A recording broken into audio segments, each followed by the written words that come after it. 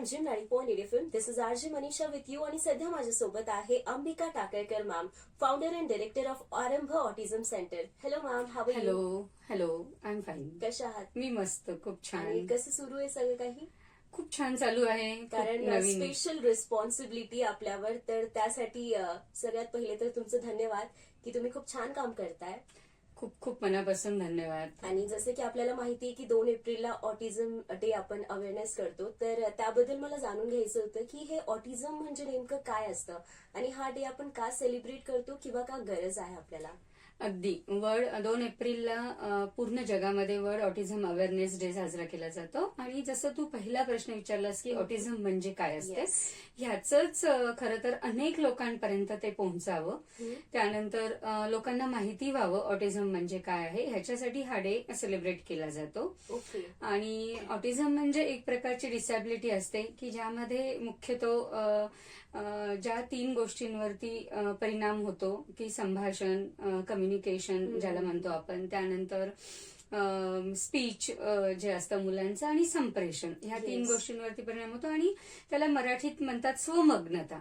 तर ज्याचा खरं तर अर्थच त्या शब्दामध्ये आहे ऑटिझमचा, हो. की स्वमग्नता म्हणजे स्वतःमध्ये मग्न असणं. Yes. तर त्यामुळे ही मुलं स्वतःमध्ये खूप मग्न असतात. त्यांना ऑटिझमला एक प्रकारची, जसं मी परत एकदा सांगते की ऑटिझम एक प्रकारची डिसॅबिलिटी आहे. आणि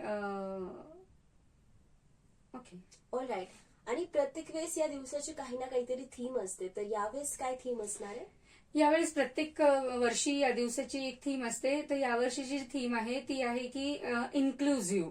अच्छा. हा, की जास्तीत जास्त आम्हाला समावेशित करून घ्या ओके. ऑटिझम मुलांना. तर ती या वर्षाची थीम आहे आणि त्याच दृष्टीने आपण सगळे कार्यक्रम पण तसेच आखलेले आहेत. एक्झॅक्टली. सो मग हे लहान मुलांमध्ये जेव्हा ऑटिझमची सुरुवात होती, तर इनिशियली त्याचे सिम्पटम्स काय असतात, कसे लक्षात येणार आपल्याला?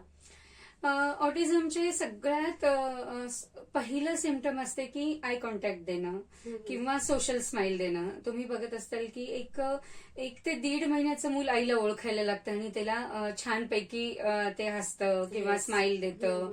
आणि मग हळूहळू घरातल्या ओळखीच्या, म्हणजे घरातल्या माणसांना ते ओळखायला लागतं. तर पहिलं सिम्पटम असतं की सोशल स्माइल न देणं, आय कॉन्टॅक्ट न देणं. त्यानंतर जसं मूल मोठं होतं तर त्याच्या काही डेव्हलपमेंटल जर डिलेज असतील तर त्या आपण बघू शकतो की उशिरा बसणं, उशिरा चालणं वगैरे.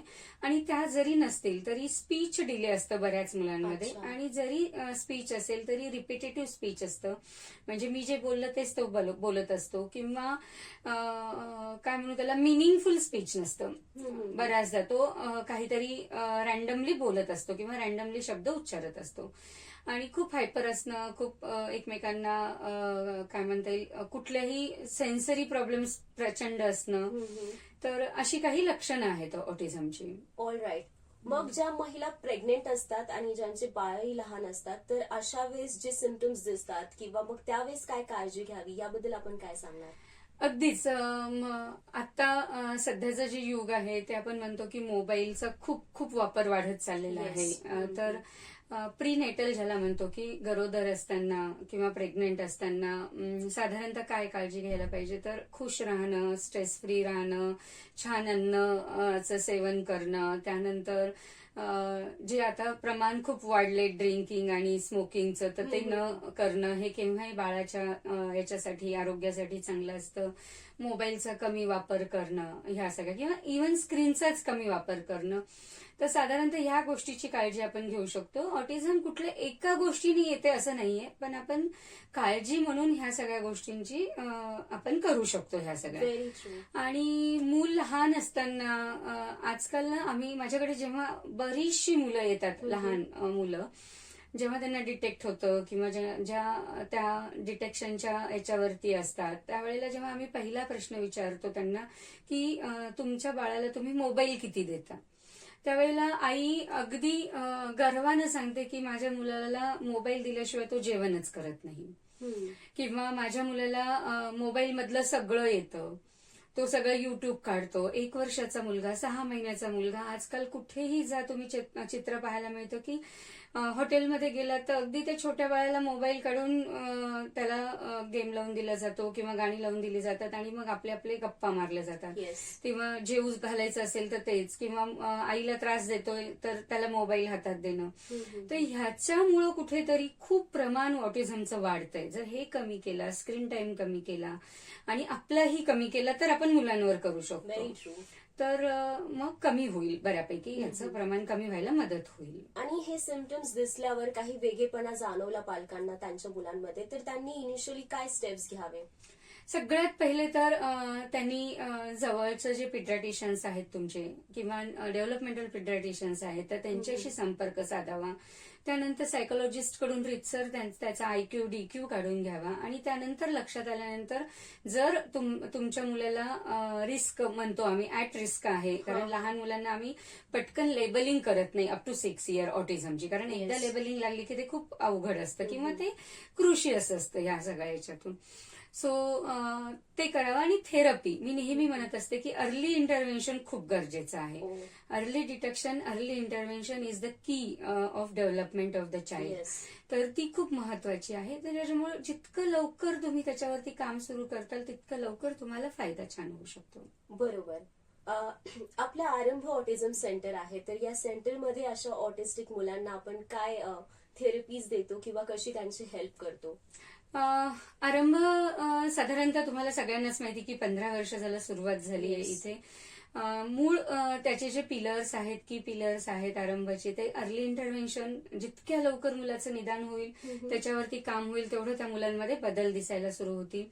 त्यानंतर आपण स्पेशल एज्युकेशन आणि एज्युकेशनवरती काम करतो त्या मुलांच्या, की सगळ्यात महत्वाचं त्यांना थेरपीजमध्ये त्यांना आपण आपल्याकडे सायक्रॅटिस्ट आहेत तर बिहेवियर थेरपीवरती काम करतो, speech therapy, sensory integration, occupational therapy, music आणि डान्स, अशा पद्धतीने त्याची डेव्हलपमेंट होते. त्यानंतर आपल्याकडे स्पेशल एज्युकेटर्स आहेत तर त्यांचं अभ्यासावरती आपण काम करतो, जी मुलं अकॅडमिकली चांगली आहेत त्यांच्यासाठी.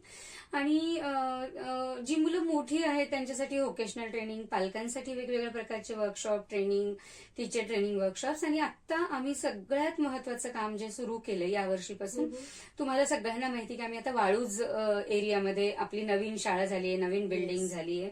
आणि आमच्यासाठी ही एक अपॉर्च्युनिटी होती की बरेच दिवसापासून आम्हाला कम्युनिटीमध्ये काम करायचं होतं, पण शहरापासून इतक्या दूर जाणं, काम करणं आम्हाला कुठेतरी पॉसिबल होत नव्हतं. आणि जेव्हा आम्ही वाळूजला शिफ्ट झालो त्यावेळेला वाळूज आणि आसपासच्या सगळ्या एरियामध्ये आम्ही तिथल्या कम्युनिटीमधली जाऊन आपली ऑटिझम मुलं, स्पेशल मुलं जी आहेत, डिसेबल मुलं, त्यांना शोधून त्यांच्यावरती काम करतोय आपण. तर अशा पद्धतीने आरंभामध्ये काम होतंय. Great ma'am. सो आजही समाजात काही गैरसमज आहेत ऑटिझम बद्दल, ते का आहेत आणि ते कसे दूर होऊ शकतात? ऑटिझम बद्दल अजूनही समाजामध्ये 2-3 प्रकारचे गैरसमज आहेत. की सगळ्यात महत्वाचं, पालक ऍक्सेप्टच करत नाहीत की आपलं मूल ऑटिझम आहे का नाही आहे. ते जोपर्यंत ऍक्सेप्टन्स होत नाही तोपर्यंत त्याच्यावरती काम होत नाही. आणि दुसरं, समाजाचा जो रोल असतो तो अजूनही, ऑटिझम मूल आपल्याकडे ऑटिझम म्हणून न डिटेक्ट होता त्याला मतिमंद म्हटलं जातं किंवा त्याला अजून काही म्हटलं जातं किंवा समाजामध्ये वेगवेगळी नावं दिल्या जातात. आणि मग ह्यामुळं खरं तर त्या मुलाच्या प्रगतीवरती मला वाटतं अडथळा येतो. आणि ते जर ऍक्सेप्ट केलं आणि त्याला ऍज इट इज जर आपण हे केलं तर त्याची छान प्रगती होऊ शकते असं मला वाटतं. Very true. या मुलांसाठी, म्हणजे ऑटिस्टिक मुलांसाठी आपण रेसिडेन्शियल केअर म्हणून पण काढतो, तर हे मुलांसाठी किती महत्वाचे आहे याला काय सांगणार तुम्ही? अगदीच. आता आरंभानी महाराष्ट्रातलं 5वं रेसिडेन्शियल स्कूल जे आहे आपलं आपण सुरू केलंय. आता महाराष्ट्रातलंच नाही तर देशातलं मला वाटतं 5व्या क्रमांकाचं जे आहे ते ऑटिझमच्या मुलांचं रेसिडेन्शियल स्कूल आरंभ सुरू करत आहे. आणि रेसिडेन्शियल केअर का बरं गरजेची आहे सगळ्यात महत्वाची, तर मूल आपण बघतो की नॉर्मल जी मुलं असतात ज्यांना आपण सर्वसामान्य मूल म्हणतो की ते 10वी-12वी झाल्यानंतर किंवा ग्रॅज्युएशन झाल्यानंतर ते त्यांच्या करिअरसाठी, ते त्यांच्या नोकरी निमित्ताने बाहेर जातात, बाहेर राहतात, पूर्णपणे आपलं आपलं आयुष्य जगतात. आणि आई वडिलांचं साधारणतः 18 वर्षानंतर किंवा 20 वर्षानंतर त्यांची त्या मुलांना जी गरज असते ती गरज संपते. येस. पण इथे असं नसतं. तर इथे काय होतं की 18 वर्षाचं मूल झाल्यानंतर 20 वर्षाचं झालं, 25 वर्षाचं झाल्यानंतर मुलाचं वय वाढतं आणि आई वडिलांची ताकद कमी होत जाते हो. आणि मुलांची ताकद वाढत जाते आणि आई वडिलांचं वयही खूप वाढत जातं. त्यामुळं काय होतं की घरी सांभाळायला कोणी नसतं त्यांना. आजकाल न्यूक्लिअर फॅमिली खूप झाली आहे, छोटं कुटुंब झाले की Yes. एखादं ऑटिस्टिक मूल त्याचं किंवा एखादं बहीण भावंड त्या घरामध्ये, तोही बहीण भावंड त्याच्या करिअरच्या निमित्ताने तो कुठे ना कुठेतरी असतो. मग त्या म्हाताऱ्या आई वडिलांना त्याला जेव्हा ऑटिझम मूल वयात येतं किंवा त्याचं एज होतं किंवा अबाऊ 30 होतं, अबाऊ 25 होतं, त्यावेळेला त्याला घरी सांभाळणं खूप मुश्किल होतं. म्हणून ऑटिझम केअरची खूप आत्ता गरज आहे. एक्झॅक्टली. ऑटिझम रेसिडेन्शियल केअरची खूप गरज आहे. ओके. आणि मग हे रेसिडेन्शियल केअर मध्ये एक्झॅक्टली काय केलं जातं जेणेकरून मुलांना हेल्प होते? सगळ्यात महत्वाचं आपण म्हणतो की मुलं इथं आल्यानंतर शिस्त शिकतात. आणि ऑटिझम मुलांमध्ये एक असते की त्यांना जर एकदा एक प्रकारचं रुटीन मध्ये शिस्त शिकवलं की ते खूप छान पद्धतीने करतात. आणि घरी आई वडील त्यांना खूप डिपेंड बनवून ठेवलेलं असतं, आई वडिलांनी लाडामुळं हे केलेलं असतं. त्यामुळे स्वतःच्या गोष्टी स्वतः करणं, ज्याला आम्ही नेहमी ऍक्टिव्हिटी ऑफ डेली लिव्हिंग म्हणतो, सकाळी उठल्यानंतर रात्री झोपेपर्यंत, तर त्या आधी शिकवणं सगळ्यात महत्वाचं. त्यानंतर आपल्याकडे खूप मोठं व्होकेशनल सेंटरचं सेटअप आहे.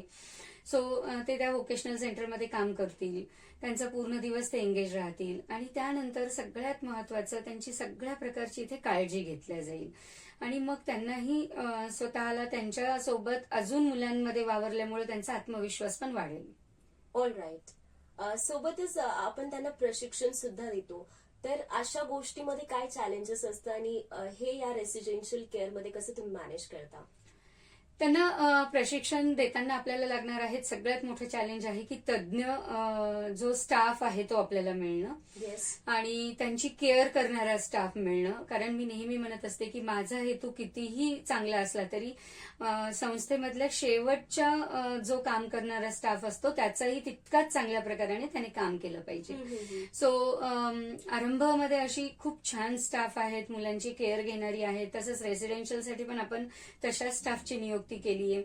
तर हे मोठं चॅलेंज असणार आहे आमच्यासाठी. आणि सगळ्यात महत्वाचं की अजून एक चॅलेंज असणार आहे की तो मुलगा 20 वर्ष 25 वर्ष तो घरात राहिलेला आहे आणि समजा तिथून तो एखाद्या शाळेत किंवा व्होकेशनल सेंटरमध्ये जातही असेल, पण त्याला घरची सवय झालेली आहे, त्याला त्याच्या एका रुटीनची सवय झालेली आहे. त्याला एका रुटीन मधून आपण दुसऱ्या रुटीन चेंज करणं आणि आपल्या पद्धतीने त्यांना शिस्त लावून त्यांना आपण सांभाळणं, मला वाटतं हा एक खूप मोठा आम्हाला चॅलेंज येणार आहे आणि त्याच्यासाठी आम्ही आहोत, म्हणजे तयार आहेत. येस.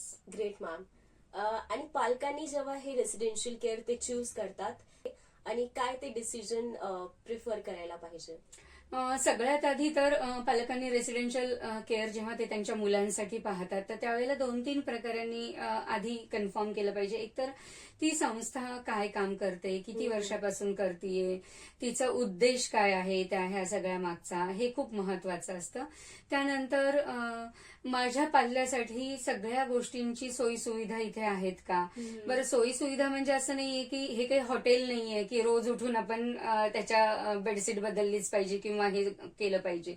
तर त्याला लागणाऱ्या गोष्टी, त्याला समजून घेणारा स्टाफ आहे का, तर हे सगळं खूप पाहणं गरजेचं आहे. त्याच्यानंतर नुसताच सांभाळ नको, तर रेसिडेन्शियल सोबत त्याच्या तिथे व्होकेशनलचं सेटअप आहे का, की जिथे तो दिवसाची 4-5 तास वेगवेगळ्या पद्धतीच्या वस्तू बनवणं किंवा वेगवेगळ्या पद्धतीने काम करू शकेल अशा कारण पूर्ण वेळ नुसतं सांभाळणं जर असेल तर मग त्यामध्ये मला वाटतं की फार त्या मुलाची प्रगती होणार नाहीये. तर हे बघणं खूप गरजेचं आहे. All right. आणि असे काही असतात की ऑदर डिसेबिलिटीज जे हॉस्टेल असतात ते या मुलांना स्वीकारत नाही, तर हे का आणि याबद्दल तुम्ही काय बोलणार? अगदी.